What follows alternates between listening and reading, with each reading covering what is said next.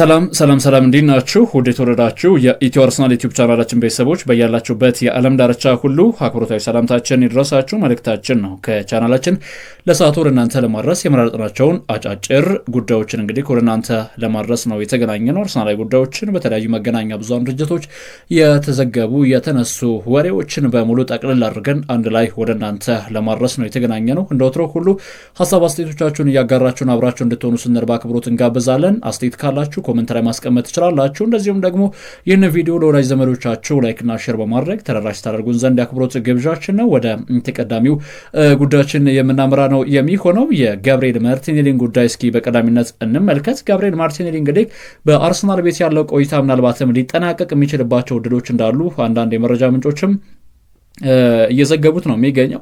የሆነው ዋነኛ ምክንያት እንግዲህ ተጫዋቹን ለማስፈረም በሚደረገው እንቅስቃሴ ባየር ሙኒክ ማርቲኔሊን ወደ ቡድን ስብስባቸው መቀላቀል በሚችሉበት ጉዳይ በዋነኛነት ስራዎችን እየሰሩ ይገኛሉ የሚሉ ዘገባዎችም ከተሰሙ በኋላ በርካታ መገናኛ ብዙሃን ድርጅቶች የተቀባበሉት ነው የሚገኘው። የባየር ሙኒክ እግር ኳስ ቡድን እንግዲህ ይህንን ብራዚላዊ ኮከብ የ4 ዓመቱን ጋብሪኤል ማርቲኔሊን ወደ ቡድን ስብስባቸው መቀላቀል የሚፈልጉበት ዋነኛ ምክንያት ተጫዋቹ በተለይም በአርሰናል ቤት እያደረጋቸው የሚገኙ እንቅስቃሴዎች በጀርመን የበለጠ እድገትን እንደሚያሳዩና ለባየር ሙኒክ የተሻሉ የሚባሉ ሂደቶችን መከወን እንደሚችል እምነት ስላሳደሩበት ነው። በዚህም እንግዲህ የተጫዋቹ መዳረሻ ወደ ሙኒክ አሊያንዝ አሬና እንዲሆን አበክረው እየሰሩ ይገኛሉ የሚሉ መረጃዎችም ተሰምተዋል። ግን ደግሞ አርሰናል እንዲህ በቀላሉ ተጫዋቹን ይለቀዋል ተብሎም አይጠበቅም። ትንሽ ከፍ ያሉ ክፍያዎችን ሊጠይቅ የሚችልበት አጋጣሚ አለ። ተጫዋቹ በአርሰናል ቤት ከሚያገኘው ክፍያ አንጻር የተሻሉ ክፍያዎችም በባየር ሙኒክ ቤት ይከፈሉታል። ነገር ግን አሁንም ቢሆን የአርሰናል እግር ኳስ ቡድን እንደ ቡድን በሚያደርጋቸው ይሄ የረዥም ጊዜ እቅዶቹ መካከል ምናልባት ጋብሪኤል ማርቲኔሊ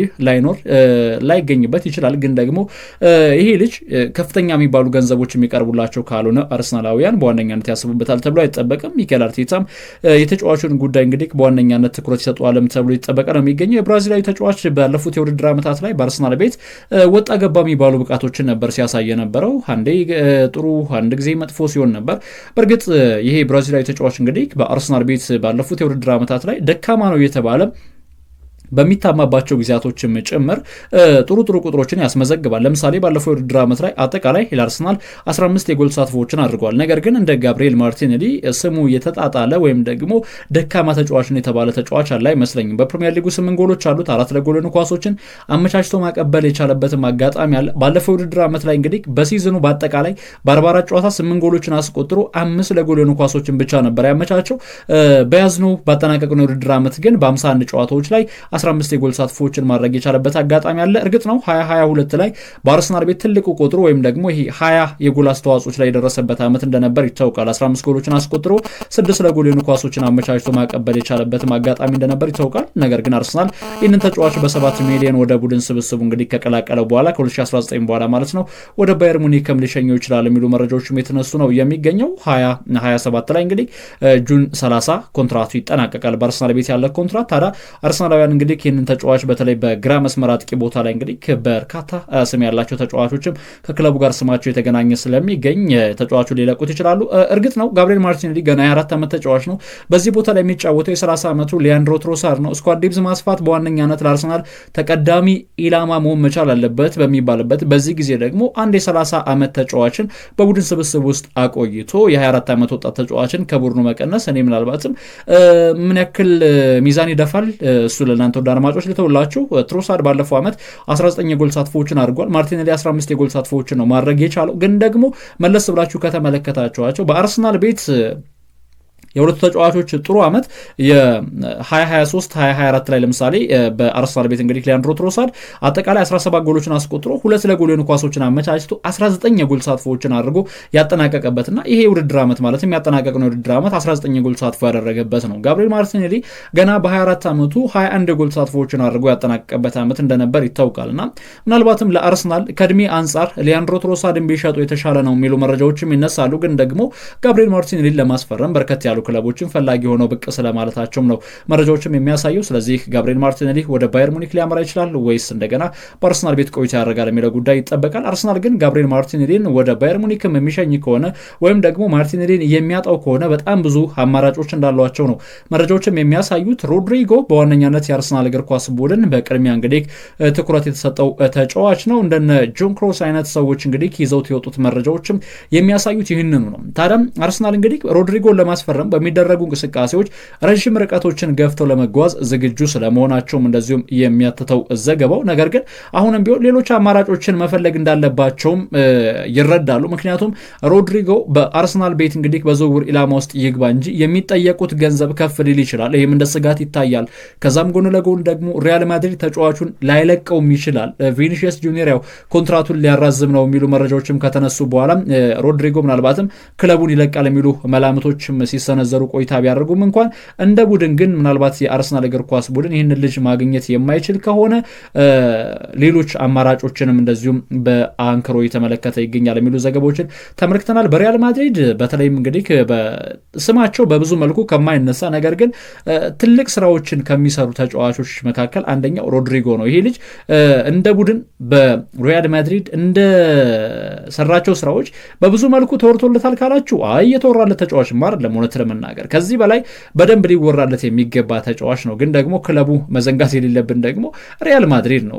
በሪያል ማድሪድ ቤት አይደለም ሮድሪጎ ይቀርና እነ ክርስቲያኖ ሮናልዶ እነ ሰርጂዮ ራሞስ እንግዲህ በምን አይነት መልኩ በሪያል ማድሪድ ቤት ሲዳኙ እንደነበረም ተመልክተናል አይደለ? ከዛ አንጻር ስትመለከቱት ምናልባት በቀጣይ የውድድር ዓመታት ላይ እንግዲህ ሪያል ማድሪድን ለቆ ቢወጣም ተጫዋቹ ወደ አርሰናል የሚያመራበት እድል ሰፊ ላይሆን ይችላል። እንዴት ካላችሁኝ የሚጠየቀው ገንዘብ ውድ አድማጮች አሁን መረጃዎችን እየተመለከትኩ እገኛለሁ። እነዚህ መረጃዎች ምንድን ነው የሚያሳዩት መሰላችሁ? ሪያል ማድሪድ በቀላሉ ከሮድሪጎ የዝውውር ገንዘብ ማግኘት የሚፈልጉት አድኦኖችን ሳያካትት እስከ 70 ሚሊዮን ፓውንድ እና ከዛ በላይ ሊጠይቁ ይችላሉ። ይህንም እንግዲህ ምናልባትም ለአርሰናል እግር ኳስ ክለብ በዝውውር እንቅስቃሴው መሰናክል እንዳይሆንበት ያሰጋል። በዋነኛነት የተጫዋቹ ጉዳይ የሮድሪጎ የወደፊት ቆይታ አሁንም ለአርሰናል ወሳኙ ነገር ነው። ነገር ግን በሚቀጥሉት ሳምንታት ላይ ከተጫዋቹ ከአሎንሶ ጋር በአንድ ጠረጴዛ ዙሪያ ቁጭ ብለው የሚነጋገሩበት የሚወያዩበት ጊዜና የሚያወሩበት ሳምንት እንደሆነም ተገልጿል። ግን ደግሞ አሁንም ቢሆን ተጫዋቹ ራሱ ሪያል ማድሪድን እለቃለሁ ቢል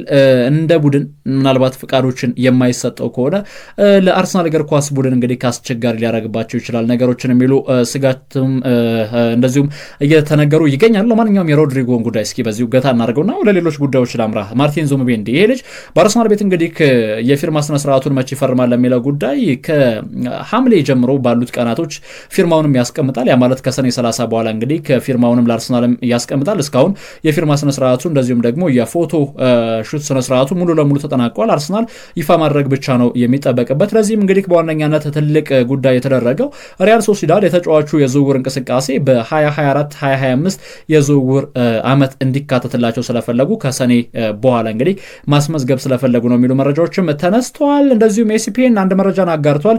የአያክስ አምስተርዳም እግር ኳስ ቡድን የበላይ ጠባቂዎች የሃቶን ጉዳይ በተመለከተ አሁን ላይ ንግግሮችን ስለማድረጋቸው ተገልጿል።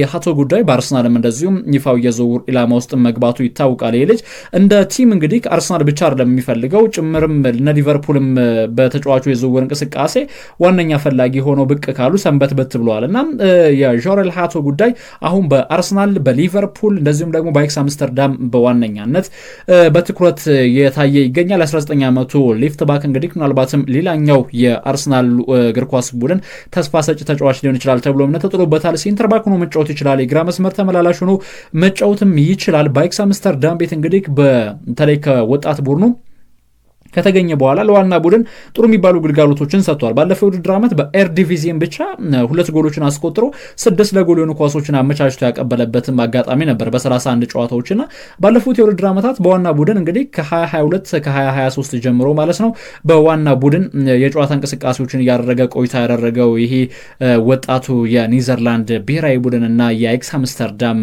ተከላካይ የሆነው ጆሬል ሃቶ በአርሰናል ይፋዊ የዝውውር ኢላማ ውስጥም ገብቷል። ለኒዘርላንድ ከ21 ዓመት በታች ቡድንም እንደዚሁም በአውሮፓ ውድድሮችም እንደዚሁም ሀገሩን ወክሎ ጨዋታዎችን እያደረገ እንደነበር ይታወቃል። ይህንን ልጅ እንግዲህ የኤክስ አምስተርዳም ሰዎች እንደሚያጡትም አስበዋል። ነገር ግን ለተጫዋቹ ዝውውር አሁንም ቢሆን ጠቀም ያሉ ገንዘቦችን ማግኘት የሚችሉባቸው ጉዳዮችም ምንድናቸው በሚለው ጉዳይ ንግግሮችን እያደረጉ ነው። አርሰናል ይህንን ተጫዋች በዋነኛነት በዝውውር ኢላማ ውስጥ ካስገባቸው ተጫዋቾችም አንደኛው ተጫዋች ስለመሆኑም ነው ዘገባዎችም የሚያመላክቱት። ሌላው ከአርሰናል ጋር እንግዲህ ስሙ የተያዘ የሚገኘው የኤሜሬ ጉዳይ ነው። የፓሪስ ሰን ዠርመኑ ተጫዋች እንግዲህ ኤሜሬ በአርሰናል ቤት በዋነኛነት የፕሮጀክቱ አካል ተደርጎ ይታያል። እንደዚህ የሆነበት ዋነኛ ምክንያት እንግዲህ ተጫዋቹ በፓሪስ ሰን ዠርመን ቤት አሁን ላይ በቂ መጫወቻ ደቂቃዎችን እንዳላገኘና ራሱን በደንብ ለዓለም ለማሳየት ብሎም ደግሞ በትልልቅ ውድድሮች ላይም ተሳትፎ ለማድረግም በማሰብ ፓሪስ ሰን ዠርመንን ሊለቅ የሚችልበትም አጋጣሚ ሰፊ ነው ተብሏል። ኤሜሬ እንግዲህ ባለፈው ውድድር ዓመት በተለይ ፓሪስ ሰን ዠርመን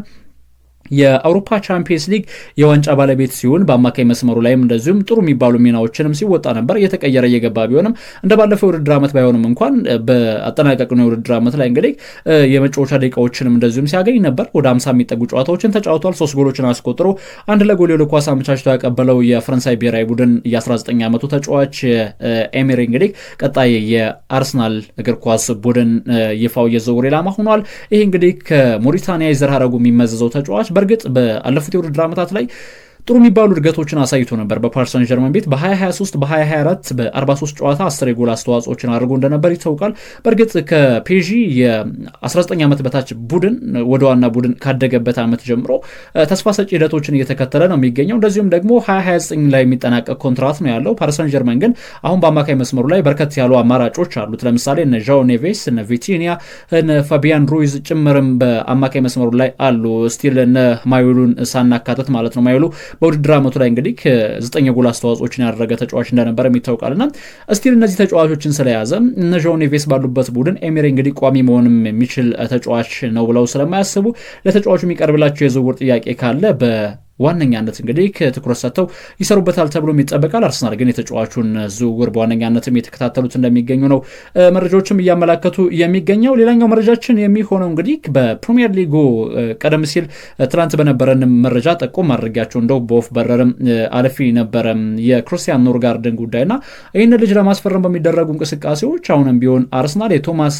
ፓርቴ ተኪ አድርገው ክርስቲያን ኖርጋርድን በዋነኛነትም ይመለከቱታል። ይሄ ልጅ እንደ ቡድን እንደው ብሪንፎርድ የሰጣቸው ግልጋሎቶችን መለስ ብላችሁ ከተመለከታችሁ ጥሩ የሚባሉ ግልጋሎቶችን ሰጥቷል። አርሰናል የማርቲን ዙቢሜንዲን ፊርማ ቢያጠናቀቅም እንኳን አሁን ላይ ክርስቲያን ኖርጋርድን እንግዲህ ወደ ቡድኑ በማምጣት ቶማስ ፓርቴ ትቶት ይሄዳል ተብሎ የሚሰጋበትን ቦታ እንግዲህ በዋነኛነት እንዲሸፍንም ይፈልጋል። የብሬንፎርዶ ካፔቲያን ክርስቲያን ኖርጋርድ እንግዲህ በአርሰናል ይፋው የዝውውር ኢላማ ውስጥም ገብቷል። ተጫዋቹ ፊዚካሉ ገዘፍ ያለ ነው። ታክቲካል እንደዚሁም ደግሞ እንቅስቃሴዎችም ጥሩ የሚባሉ ተጫዋች ነው። ጥሩ የሚባል ትኩረትን ሰጥቶ የሚጫወት ተጫዋች ነው። በዛ ላይ ደግሞ ምናልባት ለአርሰናል የጨዋታ አቀራረብ በተለይ ይሄ በኖርዝ ለንደን በኤምሬትስ ስቴዲየም ሻይን ለማድረግ ወይም ውጤታማ ለመሆን በሚደረጉ ትንቅንቆች ላይ ክርስቲያን ኖርጋርድ እንደ ተጫዋች ለአርሰናል የችግሮቹ ሁሉ መፍትሄ ሊሆን የሚችልበት አጋጣሚም አለ ብለው ብዙዎቹ ሀሳቦቻቸውን እየሰጡ ነው የሚገኘው። ብሬንፎርዶች ግን ይህንን ተጫዋች እንደው ይለቁታል አይለቁትም የሚለው ጉዳይ በዋነኛነት የሚጠበቅ ነው። ከዛ ውጭ ግን ብሬንፎርድ ተጫዋቹን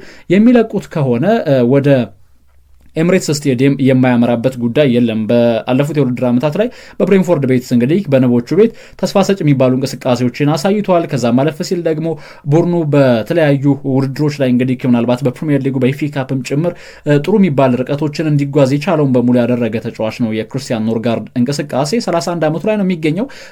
ምናልባት 31 ዓመቱ ላይ ለሚገኝ ተጫዋች የስንት ዓመት ኮንትራት ይሰጣሉ አርሰናል በዋነኛነት ይጠበቃል። ይህም የዝውውር እንቅስቃሴ እንግዲህ ቶማስ ፓርቴ በተመሳሳይ ዕድሜ ላይ የሚገኝ ተጫዋች ነው።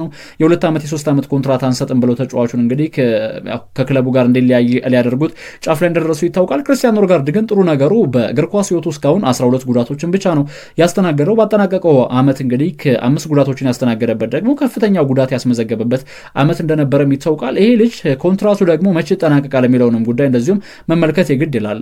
በ2027 ነው የሚጠናቀቀው ኮንትራቱ። ተጫዋቹ ከፊዮረንቲና 4 ሚሊዮን ተከፍሎበት 2019 ላይ ከመጣ በኋላ እንግዲህ በብሬንፎርድ ቤት ጥሩ የሚባሉ ያሉ ዓመታቶችን እያሳለፈ ነው የሚገኘው። ስለዚህ አርሰናል እንግዲህ የክርስቲያን ኖርጋርድን ጉዳይ በዋነኛነት ትኩረት ሰጥተው የሚሰሩታል ተብሎ ይጠበቃል። ይህንንም መረጃ እንደ መረጃ ወደ እናንተ አካፈልኳችሁ። ሌላው አሰልቺ ስለሆነ ያው አጠር አድርጌ ነው የምነግራችሁ። የአርሰናል እግር ኳስ ቡድን የላይፕዚሹን የቤንጃሚን ሴስኮን ጉዳይ እንግዲህ 70 ሚሊዮን ፓውንድ እንደተጠየቁና ቤርታ ደግሞ ከሴስኮ በተጨማሪ ሌሎች ተጫዋቾች ጋር ግንኙነት አድርጎ እየመረመረ እንደሚገኝ ከዛም ማለፍ ሲል ደግሞ በርከት ያሉ የአጥቂ መስመር ሰላፊዎች እንደ ቪክተር ዮኬሬሽ፣ ቤንጃሚን ሴስኮ ከዛ ማለፍ ሲል እነ ኦሊ ዋትኪንስም ጭምር በአርሰናል የዝውውር ኢላማ ውስጥ እንደሚገኙ ነው እና ጆን ክሮስ ያጋሩት። ነገር ግን አሁንም ቢሆን ቪክተር ዮኬሬሽ እንደ ትልቅ አማራጭ የሚታይ ተጫዋች ነው። አርሰናል ብዙ ቦታዎችን ማጠናከር ስለሚፈልጉ በአንድ ተጫዋች ላይ በጀት መጨረስ እንደማይፈልጉም ተገልጿል። ለዚህም ነው ከ70 ሚሊዮን ፓውንድ በላይ እንግዲህ ለሌፕዚግ መክፈል የማይፈልጉት። ይህንን ገንዘብ እንግዲህ ለሌሎች ተጫዋቾችም ኢንቨስት ማድረግ ይፈልጋሉ። አንድሪያ ቤርታ በአሁኑ ሰዓት እንግዲህ ከስፖርቲንግ ሊዝበን ጋር እንግዲህ በቪክተር ዮኬሬሽ ጉዳይ ላይ ላቅ ያለ ድርድሮችንም አድርገው ፍሬያማ የሚባሉ ንግግሮችን መከወናቸውን ሚረርም አስነብቧል። ታዲያ የቤንጃሚን ሴስኮ ዝውውር ሙሉ ለሙሉ ይገታል፣ የቪክተር ዮኬሬሽ ሙሉ ለሙሉ ይጠናቀቃል ተብሎ በሚጠበቅበት በዚህ ጊዜ አርሰናል ግን ሌሎች አማራጮችንም አሁንም ቢሆን ይመለከታል። ስለዚህ የአርሰናል ደጋፊዎች ሊሰላቸው አይገባም። ወይም ደግሞ አሁንም ቢሆን የዝውውር ገበያው ገና አሃዱ ተብሎ እየተጀመረ ነው የሚገኘው። በጣም ተደጋጋሚ ስሞችን ልትሰሙ ትችላላችሁ። ከዚህ በፊት ለምሳሌ ማንቸስተር ዩናይትድ ሳንቾን ሲያስፈርም፣ ፖግባን ሲያስፈርም የነበሩ በጣም የተንዛዙ ወሬዎች ነበሩ አይደለ? ከዛም እንደገና ደግሞ በአርሰናልም ቤት እንደዚሁ የምናውቃቸው ነገሮች አሉ። ረዥም የዝውውር ወሬዎች ጋዜጦች በፊት ገጻቸው የማሻሻጫ አርዕስት ሲያደርጉት እንመለከታለን። ከዛ አንጻርም ሊሆን ይችላል። ለማንኛውም እንግዲህ ቤንጃሚን ሴስኮ ቪክተር ዮኬሬሽ የሚለው አሰልቺ ጥያቄ ምላሾችን ሊያገኝ በጣም ተቃርቧል የሚሉ መረጃዎችም ተሰምተዋል። ምክንያቱም አንድሪያ ቤርታ ከቪክተር ዮኬሬሽ ወኪልና እንደዚሁም ከስፖርቲንግ ሊዝበን ጋር አዎንታዊ የሚባሉ ንግግሮችን ስለማድረጉም ተገልጿል የሚለው የመጨረሻ ጉዳያችን አድርገን ከኢትዮ አርሰናል ዩቲዩብ ቻናል ወደ እናንተ አደረስን። ወደ የተከበራችሁ አድማጮቻችን በአብሮነት ከኛ ጋር ቆይታ ስላደረጋችሁ ከልብ እናመሰግናለን። በሌላ አርሰናላዊ ጉዳይ ተመልሰን እስከምንገናኝ ድረስ በያላችሁበት የዓለም ዳርቻ ሰላማችሁ ብዝት ይበል መልእክታችን ነው። መልካም ጊዜ፣ መልካም ቆይታ ይሁንላችሁ።